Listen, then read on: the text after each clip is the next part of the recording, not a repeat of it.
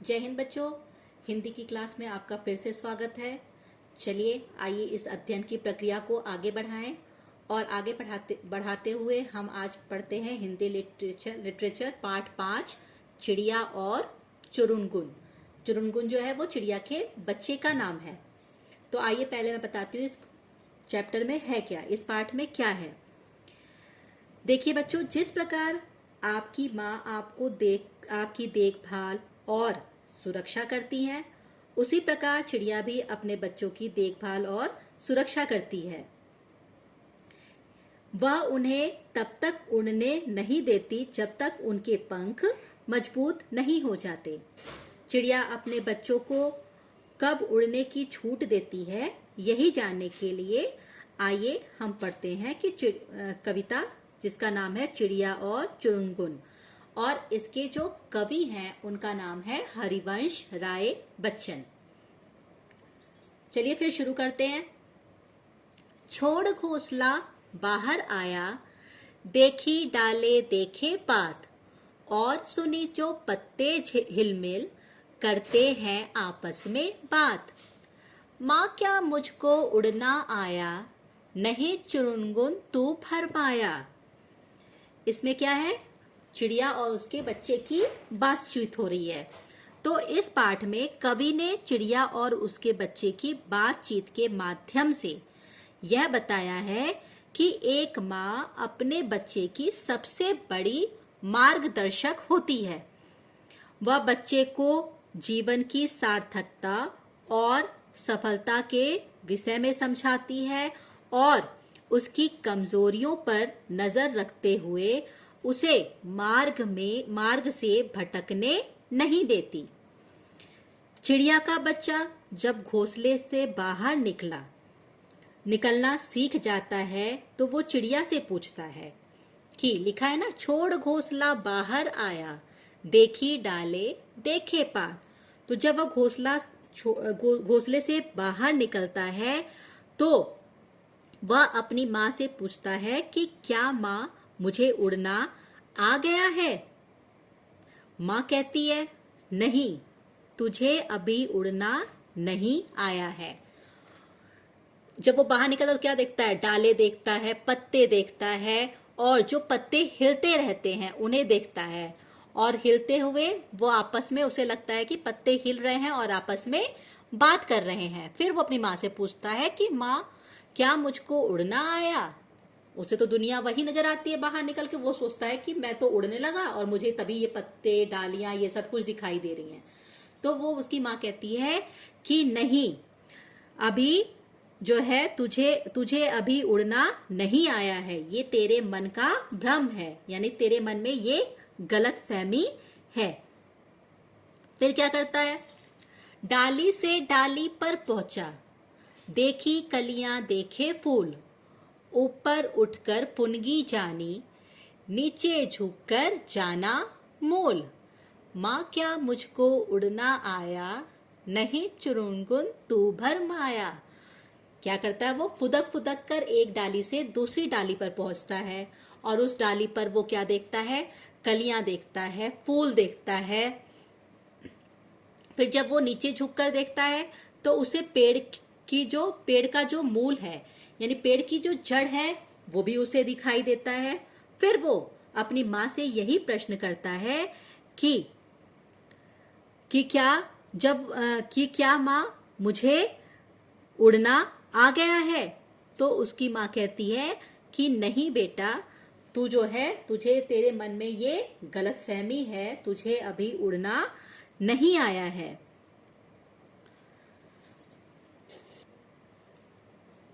कच्चे पक्के फल पहचाने, खाए और गिराए काट, खाने गाने के सब साथी, देख रहे हैं मेरी बाट। माँ क्या मुझको उड़ना आया, नहीं चुरुनगुन तू भरमाया। फिर यहाँ पे जो है क्या करता है, वो चिड़िया का बच्चा जो है वो एक डाल से दूसरी डाल पर पहुंचता है और कच्चे पक्के फलों को पहचानना और उन्हें काटना सीख जाता है। उन्हें काटता है और उन्हें जो है काट काट कर गिराना भी सीख जाता है। और जब वह पेड़ से दूसरे पेड़ पर उड़ना और धरती से दाना चुगना सीख जाता है, तो फिर वो अपनी माँ से पूछता है कि क्या माँ मुझे उड़ना आ गया है? तो माँ कहती है कि नहीं, ये तेरा भ्रम है, तुझे अभी उड़ना नहीं आया है। उस तरु से इस तरु पर आता जाता हूँ धरती की ओर, दाना कोई कहीं पड़ा हो चुन लाता हूँ ठोक ठठोर। माँ क्या मुझको उड़ना आया, नहीं चुरुंगुन तू भरमाया।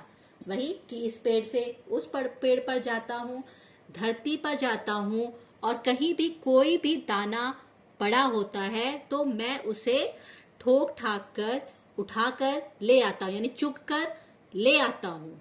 तो माँ मुझे ऐसा लग रहा है कि जैसे मुझे उड़ना आ गया है। माँ कहती है नहीं चुरुनगुन तू भरमाया, यानी कि नहीं चुरुनगुन, ये तेरा वहम है और तुझे उड़ना नहीं आया। मैं नीले अज्ञात गगन की सुनता हूँ अनिवार्य पुकार, कोई अंदर से कहता है उड़ जा पर मार।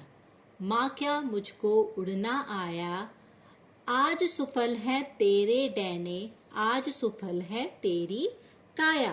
कहता है ना, मैं नीले अज्ञात गगन की, यानी कि जब व्यक्ति के अंदर, यानी किसी भी व्यक्ति के अंदर आत्मविश्वास, कॉन्फिडेंस जो है उत्पन्न होता है, तो वो क्या होता है, वो आत्मनिर्भर हो जाता है और वो फिर उन्नति के शिखर को छू लेता है, यानी कि उन्नति जो है, उन्नति की तरफ बढ़ता है। जब उसके अंदर कॉन्फिडेंस आ जाएगा तो वो क्या है, जिस मंजिल को प्राप्त करना चाहता है उसकी तरफ बढ़ता है। तो चिड़िया के बच्चे के अंदर भी आत्मविश्वास उत्पन्न हो गया है, इसलिए वो कहता है कि मुझे आकाश की पुकार सुनाई दे रही है। कहता है ना कि मैं नीले अज्ञात गगन की सुनता हूँ अनिवार्य पुकार, कि मैं जो है, मुझे आकाश की पुकार सुनाई दे रही है। कोई अंदर से कहता है, कि मतलब कोई जो है वो अंदर से मुझसे कहता है कि पंख पसार कर, कोई मुझे अंदर से अपने पंख फैलाकर उड़ जाने के लिए प्रेरित करता है, यानी कि कोई ऐसा है जो मुझे अंदर से अपने पंख को फैलाकर उड़ने के लिए प्रेरित कर रहा है। यानी कि उस चिड़िया के बच्चे में कॉन्फिडेंस आ चुका है कि अब उसके अंदर इतना आत्मविश्वास आ चुका है कि अब मैं खुले आकाश में उड़ सकता हूँ। इसलिए वो अपनी माँ से कहता है कि माँ मुझे ऐसा लगता है कि कोई मुझे अंदर से प्रेरित कर रहा है कि तुम जो हो उड़ सकते हो, इसलिए मैं उड़ना चाहता हूँ। आज सुफल है तेरे डैने, आज सुफल है तेरी काया।